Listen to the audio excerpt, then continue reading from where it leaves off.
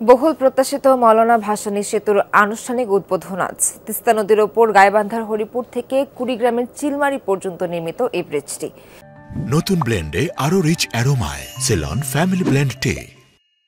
এর মধ্যে সব প্রস্তুতি সম্পন্ন করেছে এলজিইডি এবং গাইবান্ধা জেলা প্রশাসন। দুপুর 12টায় সেতুর উদ্বোধন করবেন স্থানীয় সরকার, পল্লী উন্নয়ন ও সমবায় মন্ত্রণালয়ের উপদেষ্টা আসিফ মাহমুদ সজীব ভূঁইয়া। সেখানে একটি মতবিনিময় সভাতে উপদেষ্টার অংশ নেওয়ার কথা। বিকেলে সর্বসাধারণের জন্য উন্মুক্ত করা হবে সেতুটি। মওলানা ভাসানী সেতুর দৈর্ঘ্য 1490 মিটার, প্রস্থে 9.60 মিটার। দুটি লেনে চলাচল করতে পারবে যানবাহন। দীর্ঘদিনের স্বপ্ন সত্যি হওয়ায় উচ্ছ্বাসে ভাসছেন কুড়িগ্রাম ও গাইবান্ধার মানুষ। সেতুটির কারণে উত্তরাঞ্চলের জীবনযাত্রা ও অর্থনীতিতে আসবে নতুন সম্ভাবনা।